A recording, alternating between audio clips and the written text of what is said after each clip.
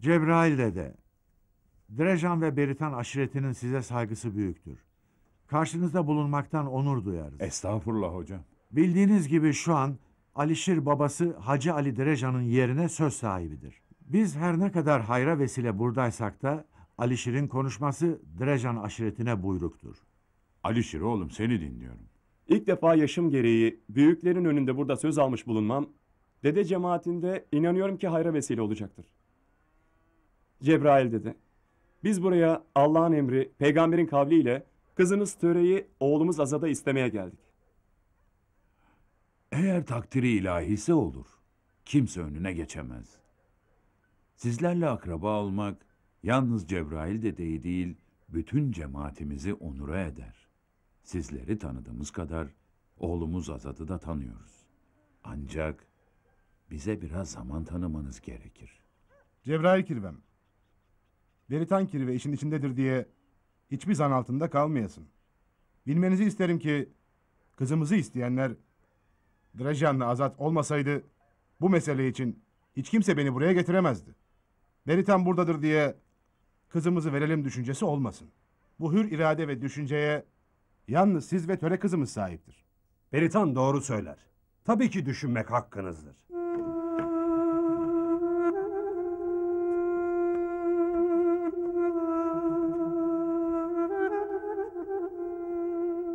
Bu kadar misafire haber vermeden getirdim diye töre kirvem sakın bana darılmasın.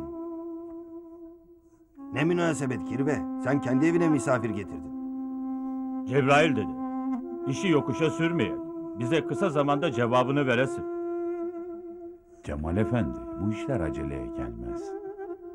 Bizi hoş göresin Cebrail dede. Bir an evvel sizlerle yakın akraba olmak istemekteyiz. Cebrail dede dedi ya, takdiri ilahi. Meraklanmayın, o zaman da gelir. Beni sevdiğini biliyordum. Bensiz yaşayamayacağını biliyordum. Konuşacak, söyleyecek hiçbir şeyin yok mu? Babanın cevabı ne oldu? Babam gelmenize çok sevindi. Ancak gelenek ve göreneklerimiz gereği biraz düşünelim dedi. Artık sevgini görmek istiyorum Azat. Senin de yüzünün gülmesini istiyorum. Korkun niyedir? Benim korkum şu mezardakiler göreyim mi sen? Bunların çoğunun kaderi zaman sürmeleridir. Benim de zaman sürmemin acısını sana çektirmek istemememdir. Benimle zaman sürmen istemeyen. Ama üzülme. Yendim ben.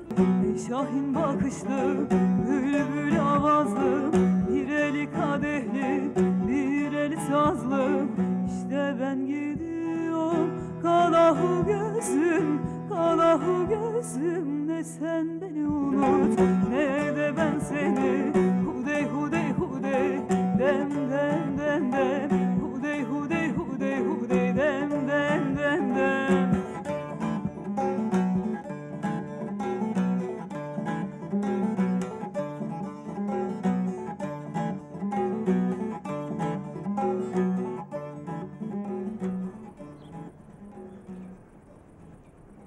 Töre bak kızım, yalnız sana babalık değil, yeri geldi annelik görevini de yaptım. Senden çok ben sıkıntıdayım. Bilesin ki benim yalnız aileme değil, bütün cemaate sorumluluğum var. Açık açık anlat. Bir arkadaş olarak anlat. Artık seni yüz göz etme zamanı geldi geçmekte. Senin için her fedakarlığı yaptım. Kimseye boyun eğmedim. Ancak seni de ateşe atmak istemem. Şu an kapımızı çalanlar arasında bir karara varmalıyız. Bak hala susmaktasın.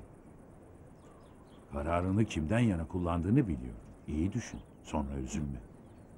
Ben düşünmüşüm baba. İşte ben gidiyorum, kalahu gözüm, kalahu gözüm.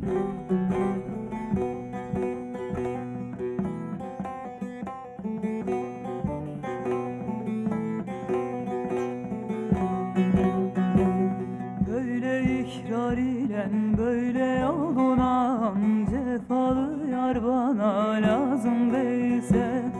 Deli gönül sevmiş vazgeçmek olmaz. Mihnetli yar bana lazım değilse, deli gönül sevmiş vazgeçmek olmaz. Mihnetli yar bana lazım değilse, deli gönül sevmiş vazgeçmek olmaz. Gönül kalk gidelim Sıla'ya doğru, gönül kalk gidelim Sıla'ya doğru, gönül kalk gidelim Sıla'ya doğru.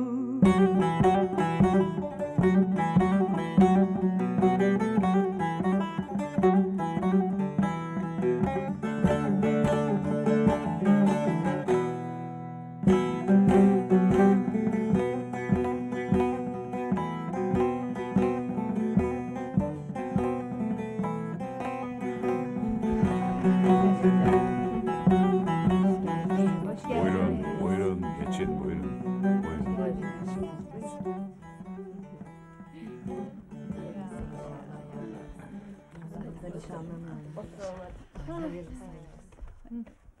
Cemaatimizin yiğit anaları bacıları.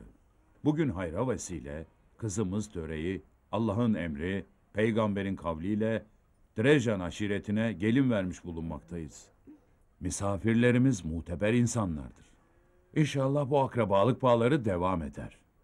Huzurunuzda kızım Töre her zaman olduğu gibi hiçbir zan altında kalmadan kendi gönül rızasıyla Drejan aşiretine gelin gitmektedir. Bu böyle biline. Evet hoca efendi, nişanınızı takabilirsiniz. Muhterem cemaat, Allah başta Cebrail dede olmak üzere hepinizden razı olsun ki böyle güzel bir günü huzur içinde bize bahşetmektedir. Kızımız Töre ile oğlumuz Azad'ı yuva kurmaya ilk adımı attırmış bulunuyoruz. Hayra vesile olur inşallah.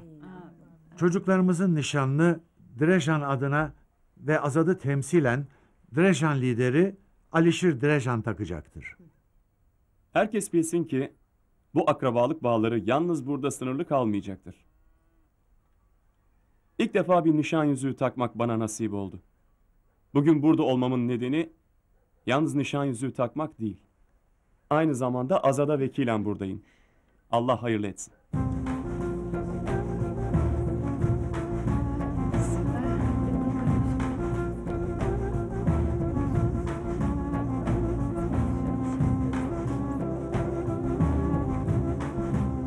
Tamam. Bismillahirrahmanirrahim.